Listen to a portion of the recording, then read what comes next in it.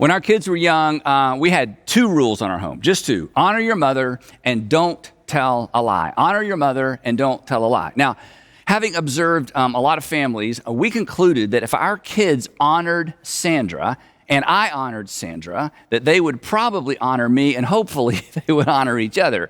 And we discovered through the years that honoring mom is like a keystone rule. It trickles down to just about everybody. And it was very important to us that our sons, Andrew and Garrett, learn how to honor and show respect to women. Rule number 2, don't tell a lie, was super important to us. As I explained to my children, we don't tell a lie because lying breaks the relationship. That was always the reason I gave for never telling a lie.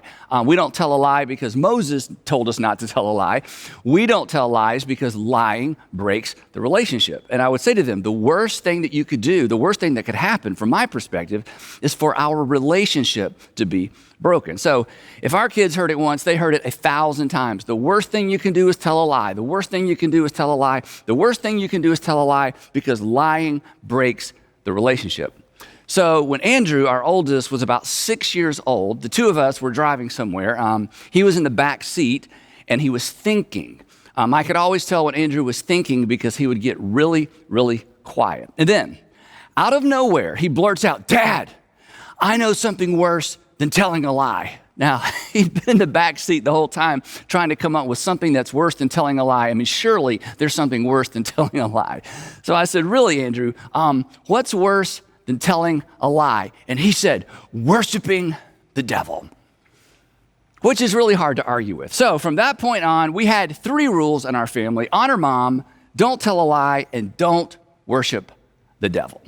Anyway, this is part 3 of our series entitled Parenting and the 21st Century. So if you are a parent, about to be a parent, you hope to be a parent, maybe you're helping another parent, or maybe you're watching your own kids parent, this series is for you. It's basically for anybody who feels the weight and the responsibility of equipping an infant, a child, a teenager, a student for life. But as I pointed out in episode 1 of this series, when it comes to good examples of family and parenting, unfortunately, the Bible is really not all that helpful. In fact, the Bible is not even encouraging. On the other hand, when it comes to examples of real-world family dysfunction, the Bible's kind of your go-to source. I mean, even Jesus experienced conflict with his siblings.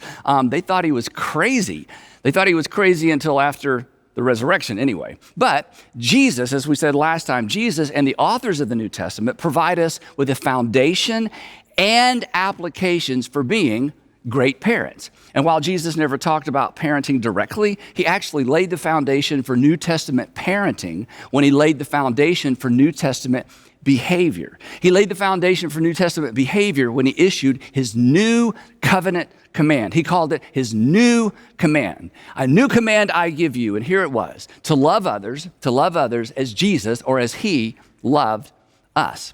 So the way forward for us parents is actually embedded in that one big all-encompassing command. I use the term embedded because the implications for parenting are not necessarily apparent. After all, Jesus wasn't talking specifically to parents when he commanded us to love as he loved. Fortunately, as we said last time, the Apostle Paul would come along and he would give us some handles. He would give us some love handles. Essentially, he would explain what it looks like to love. He would explain what it looks like to apply the Jesus brand of love in the real world. He would basically say, here's how love behaves. Here's how love behaves under pressure. Here's how love behaves at home.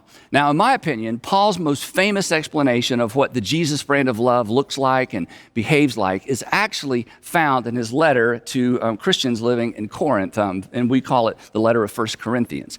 And last week, we began our journey through Paul's application list, but if you were with us last time, you'll remember we only got 3 words in. Love is patient. We got stuck there because, well, let's face it, oftentimes parenting falls apart right there with patience, right? But Paul has a lot more to say in this chapter that pertains directly to parenting. So here we go. Love is patient. Up next, love is kind. Now, the term kind sounds a little soft. It might even sound weak, but kindness is actually an expression of strength. In fact, unkindness is weakness. Unkindness it actually demonstrates a lack of self-control. If you are unkind, you have lost control of yourself. Something else is controlling you. Unkindness demonstrates a lack of self-awareness. Unkind people, they don't even know they're unkind.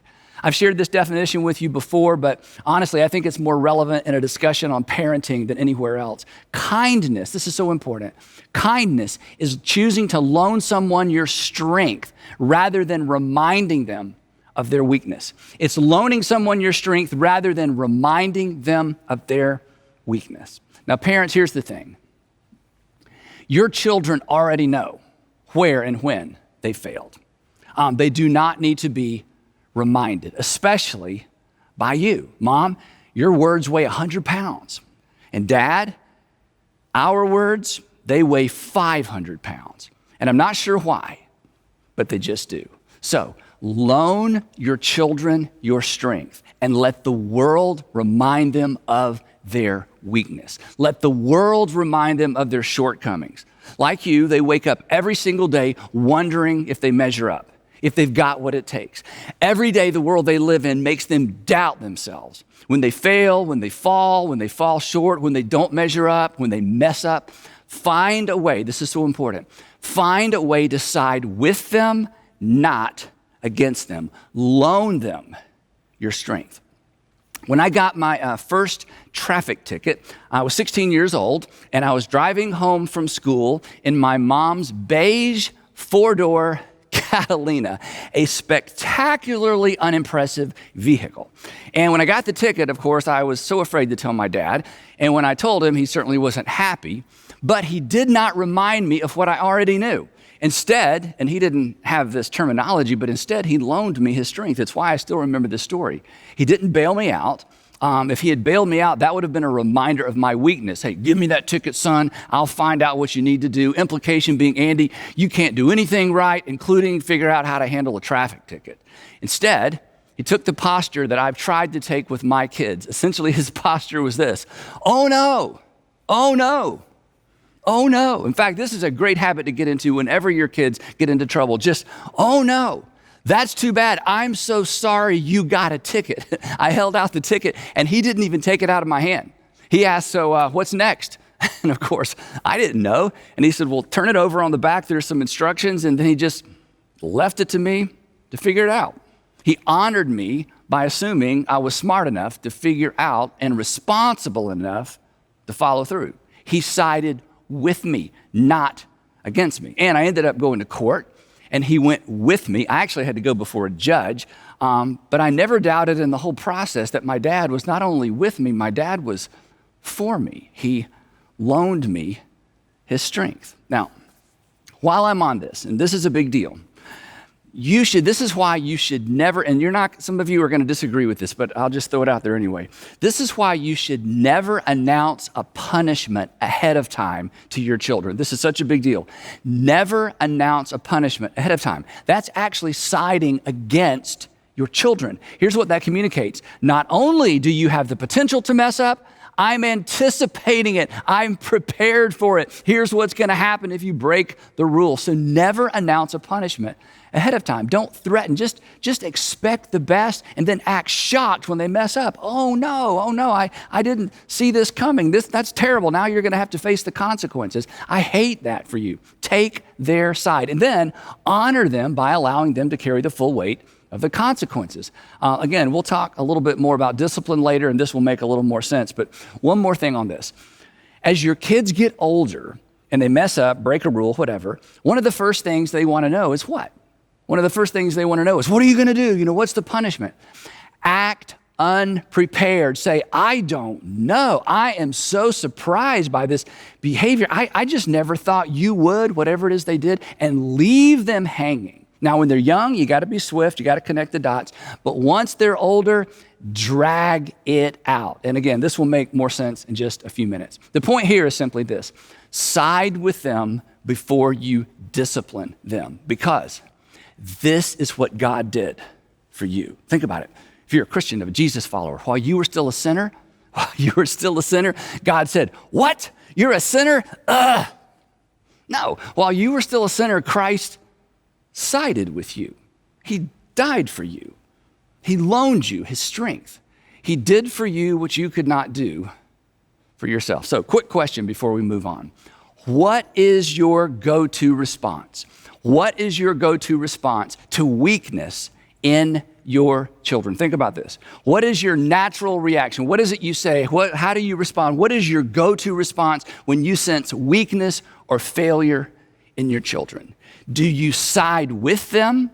Or more specifically, do they feel as if you side with them? Or do you side and move against them? Love is patient. Love is kind. Moving on. Here's what Paul says next. Love does not envy. Love does not boast. And love is not proud.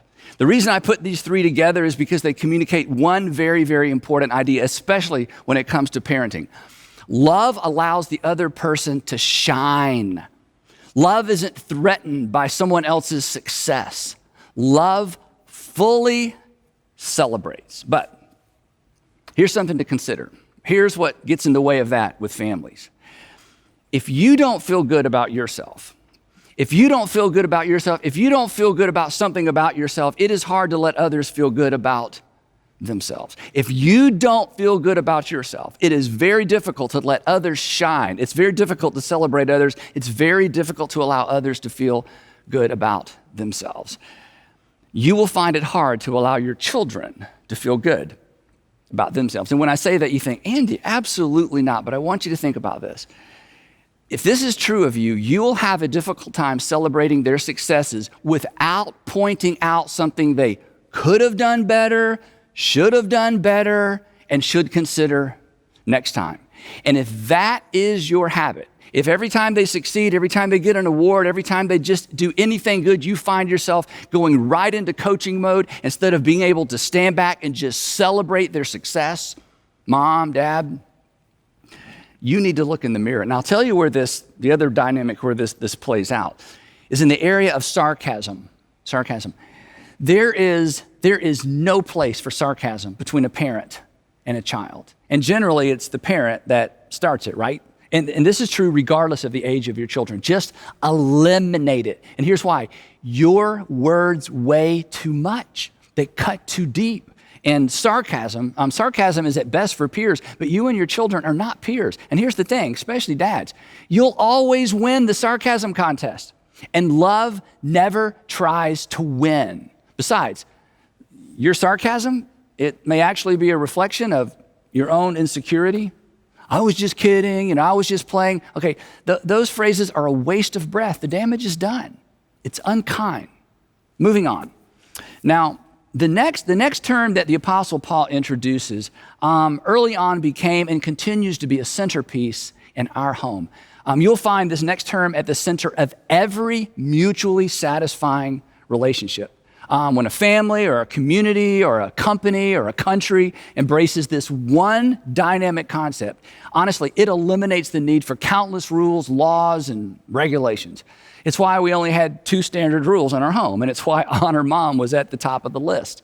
Paul states it in the negative. Here's what he writes. He says, love does not dishonor others. Love does not dishonor others. Honor.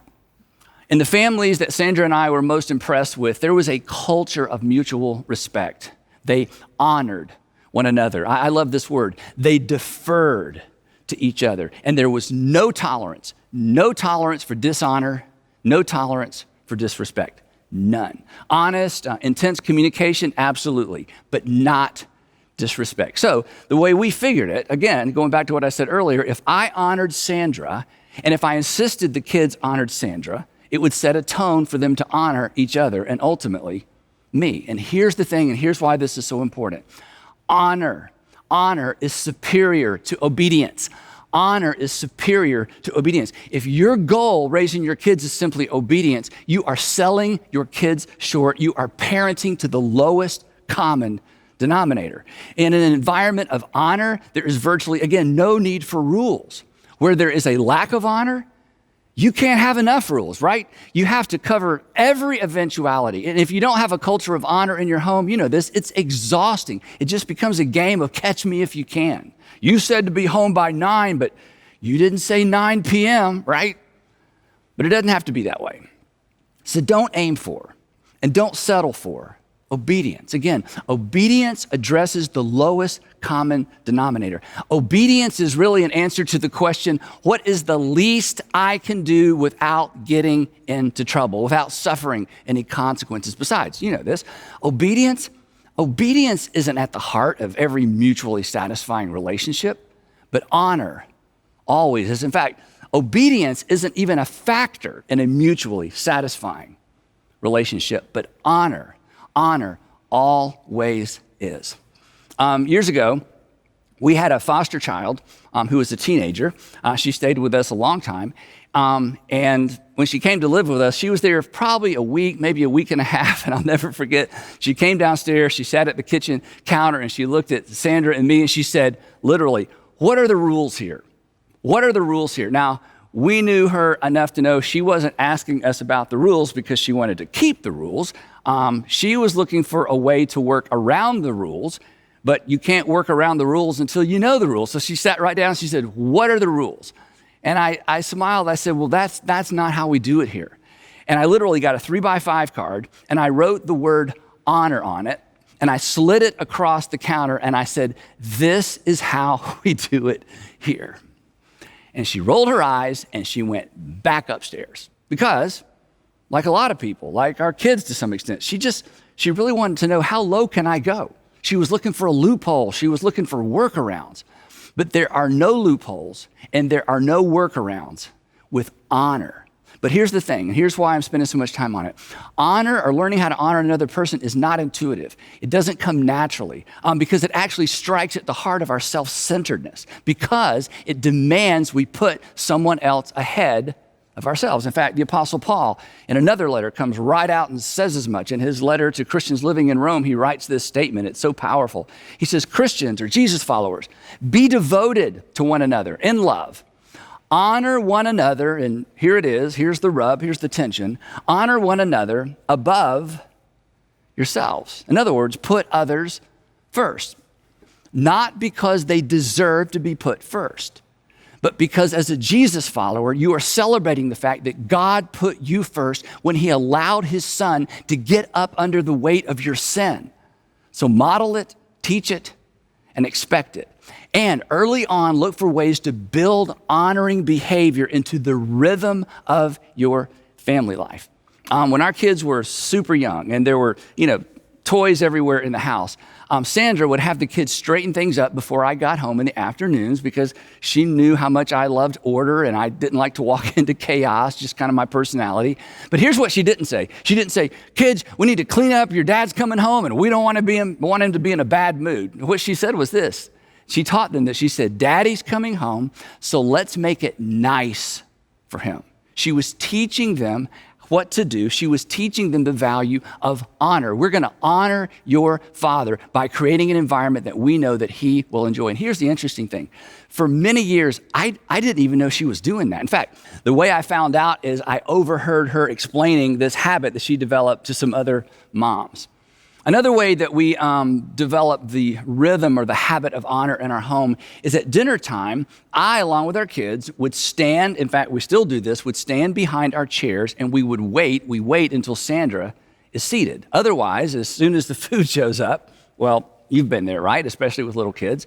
And having everyone stand behind their chair and wait was a way of putting Sandra first. It was honoring their mother. It wasn't simply being obedient to their mom. This was part of the rhythm of our family. It illustrated our honor for Sandra. And then when they were in middle school and high school, and they would have friends over for dinner, it was kind of funny. The friends, as soon as Sandra would say, hey, dinner's ready, the friends would come over to the table and they would just plop down in their chairs. Then they would suddenly notice they were the only ones seated. They would stand back up, stand behind their chairs, look around and have no idea what was going on. And then Sandra would sit down and everybody else would be seated and we would begin to eat. But after a while, they learned. We trained our kids' friends. So the point is simply this. Look for ways to model honor and build it into the culture of your home. And mom and dad, you know this, but I'll say it anyway. It begins with you. It begins with the way that you treat and honor each other. Again, Paul's words are so instructive for married couples. Be devoted. Look at this. Be devoted to one another. And everything that flows from the word devoted actually explains what it looks like to be devoted to one another. And if you're devoted to one another, Paul says, here's what it looks like. Be devoted to one another in love. How do we do it, Paul? It's simple. You honor one another above yourselves. That healthy marriage is always characterized by mutual submission. In the book of Ephesians, the letter of Ephesians, he says this. He says, submit to one another out of reverence for Christ. In other words, put the other person first. As I've suggested on multiple occasions, a healthy marriage is simply a submission competition. It is a race to the back of the line. And you know this. Any other type of competition in marriage results in a winner and a loser. And if your spouse loses, you haven't really won anything. Now, we're going to continue with Paul's love handles next time. But before we wrap up, I want to get really practical. If you choose, and I hope you will, if you choose kindness and honor as centerpieces for your home, then any behavior that's dishonoring requires a response. It requires disciplining. Now, in our family, for us, dishonoring behavior was anything that we referred to as one of the 3 Ds. These were the 3 Ds: dishonesty, disrespect, and disobedience. Anytime there was dishonesty, disrespect, or disobedience, we disciplined for these 3 things. Now, childish behavior, that was different. We corrected for childish behavior because we have to teach our kids and coach our kids, but we disciplined for the 3 Ds. So, if you choose kindness and honor as centerpieces for your family, then any behavior that's dishonoring requires discipline. You can't ignore it. Ignoring it rewards it. And what's rewarded is repeated. What's rewarded is repeated. So if you want to raise dishonest, disrespectful kids, just ignore it when you see it. That's really all it takes. Nature will take it from there. But if you don't want dishonest, disrespectful kids, you have to discipline for it.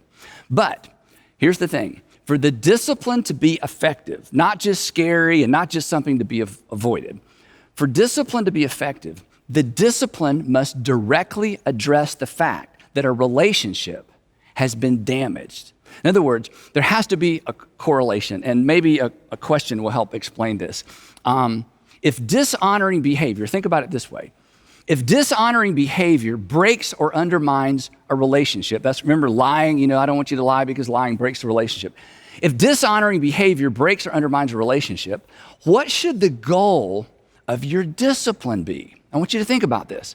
If the fundamental problem with dishonesty and disrespect or disobedience is that it disrupts or undermines the relationship between you and your children, or maybe between your children and someone else, if the real issue, and it is, if the real issue is a break in trust, a break in the relationship, what should the goal of your discipline be? When we discipline our children, what should we be trying to accomplish? Now, again, I've been doing this a long time. I spent many, many years working with middle school and high school parents, and here's what I observed. For many parents, and I understand this, for many parents, there's not really a goal. But if there's not a goal in your discipline, then it's not really discipline. It's just punishment. Because discipline makes a person better. This is why we all wish we were more disciplined. But punishment rarely makes anybody better. Punishment just makes people careful so they don't get caught next time. It doesn't make us better, but it certainly has the potential to make us bitter, right? And here's why, because the message of punishment is this: if you don't obey me, bad things will happen to you.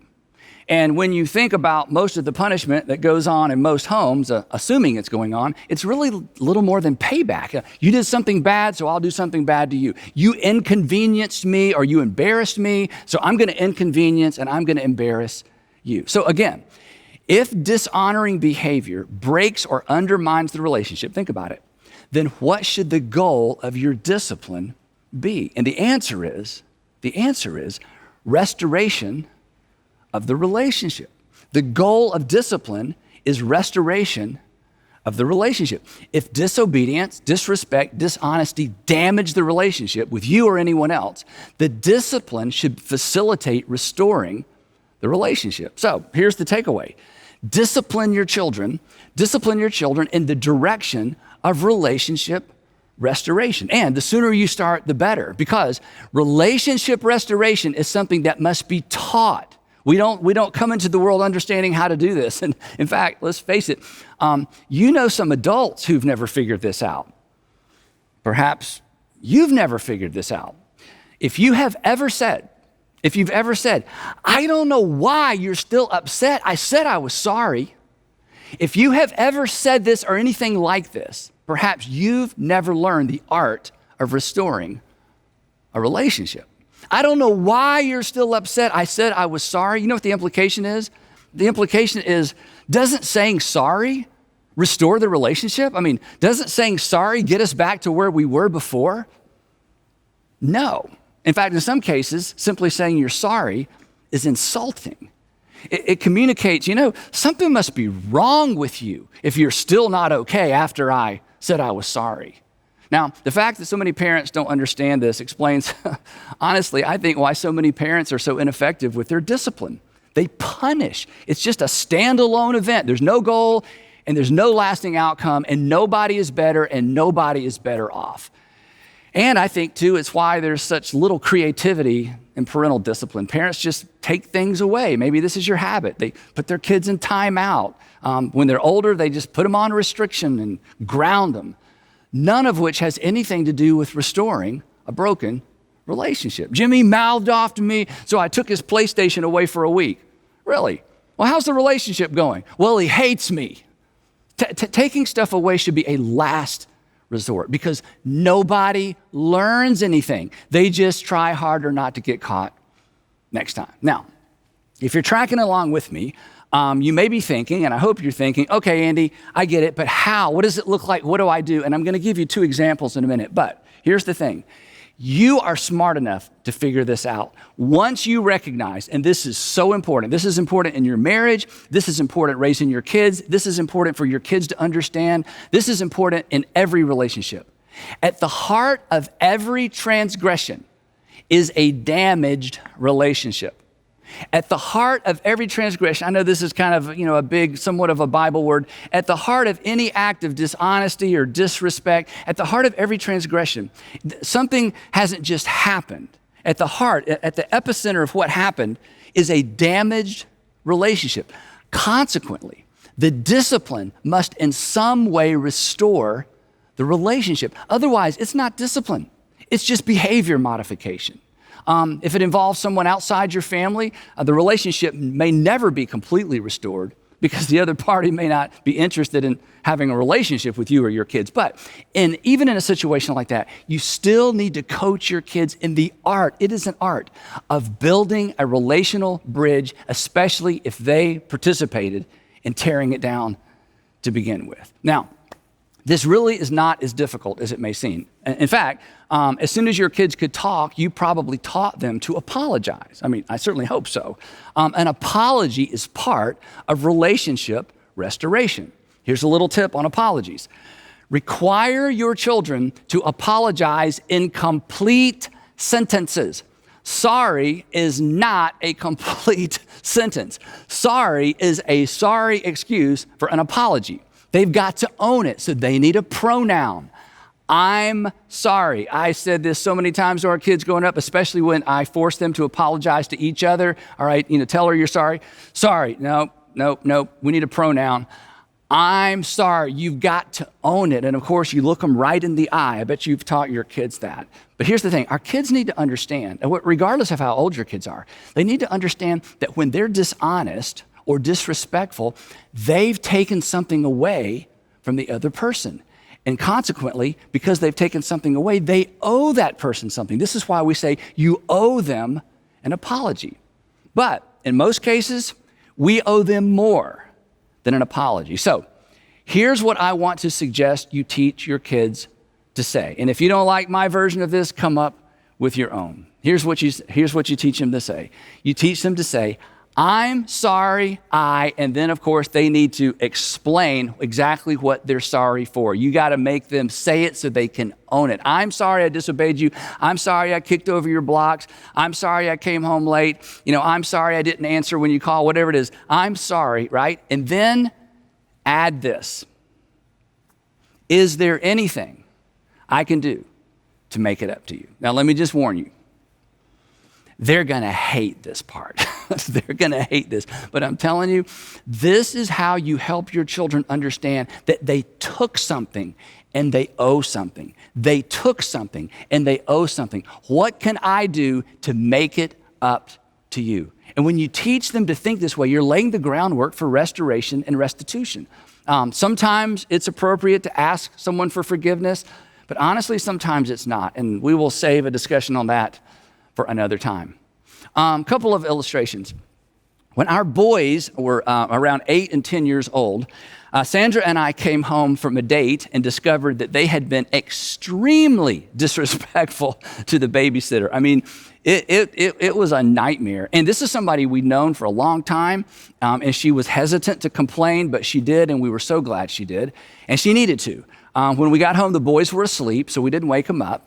But the next morning, Sandra woke them up, sent them to their little desk, and had them write an apology note to Pam. Each one wrote an apology note. But that was just the beginning. When they finished, Sandra read over the notes to make sure they were fine. Then she told them to get dressed up a little bit, get their little wallets, and get some money out of their savings jar and meet her in the car.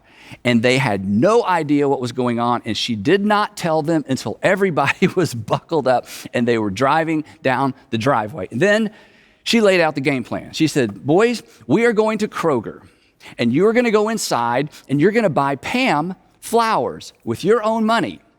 And then we're going to drive to Pam's office, and you're going to deliver the flowers and the notes, and you're going to apologize. And they were mortified. Honestly, they would have preferred that we take away everything in their rooms for an indefinite period of time. And not to mention, they hated wasting their money on flowers. They were humiliated. They were shamed. It was perfect. And here's the other thing. Pam didn't know they were coming. So picture this, and neither did the other people in her office. So imagine it. Here they walk in, and here's Sandra and these two little boys with these flowers and an envelope, and they make their way to her office. And of course, she was in tears, and Sandra was standing behind them. They'd rehearsed in the car exactly what they're going to say. They're not just going to say sorry. They're going to say, I'm sorry. And then they are going to elaborate on exactly what they were sorry for. It was wonderful. It was terrible. It was perfect. But when all was said and done, and when all was said and paid for, the relationship was restored. Sandra disciplined them in the direction of relationship restoration. Now, granted, because I know what some of you moms are thinking, that took a lot of time. Of course it did. It was time consuming. It required some creativity. But it was discipline. It wasn't just punishment. It was a means to an end. They were better for it. Years later, the boys are old enough to drive, and one of our sons was extremely disrespectful to Sandra. Remember rule number 1, honor your mother. I wasn't there when it happened, but when I found out, I was furious. I was so mad, but I knew, he's 16 years old, just, taking stuff away, that's not going to accomplish anything. It doesn't restore anything. And an apology wasn't enough. She was really hurt, and understandably so.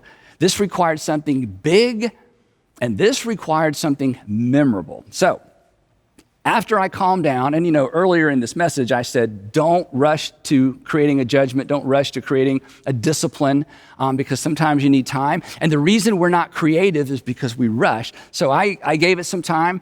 He knew he was in trouble. He knew there would be consequences.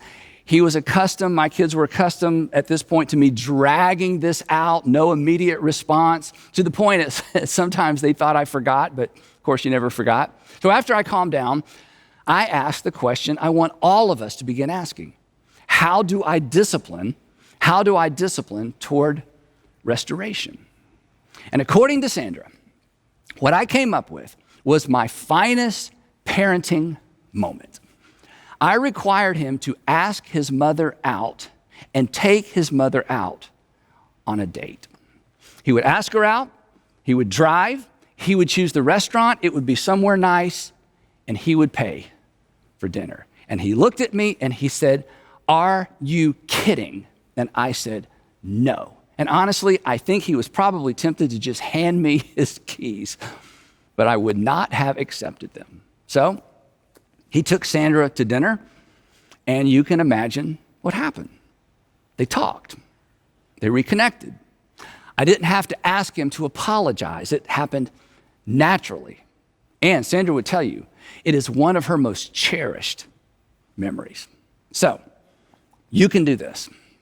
And you know where I got all this? It's at the center of our faith. For all have sinned and broken their relationship with God. And what did God do? Punish us? No, he didn't have to, because you'll discover this eventually. Sin has a built-in wage. Sin has a built-in payment plan. All sins come prepackaged with a punishment, a consequence. So instead, what did God do? He made the first move to restore us. And then he sent us out into our broken world to restore our broken relationships. The relationships we broke, the ones that we broke through our dishonesty and our disrespect. The relationships we damaged through our impatience and our unkindness, our dishonoring responses and behavior. And he's given us the responsibility of teaching our children how to restore their broken relationships as well. So, loan them your strength, stop with the sarcasm, and discipline toward relationship restoration. That's good parenting, and that's what your Heavenly Father did for you. And we will pick it up right there next time in part 4 of parenting in the 21st century. Now, as always, we want you to keep the conversation going. So here are 3 questions designed to help you do just that. Question number 1, were your parents more inclined to loan you their strength or perhaps remind you of your weakness? Number 2, growing up, would you say your home was characterized by mutual respect and honor? And then number 3, I would love for you to look up Hebrews chapter 12, verse 11. And according to the author, answer this question: what is the goal? What is the goal of discipline? What is your goal in your discipline? And what would it look like in your home if you embrace the goal of relationship restoration? Talk about it, and I'll see you right back here next time as we wrap up parenting in the 21st century. I'll see you then.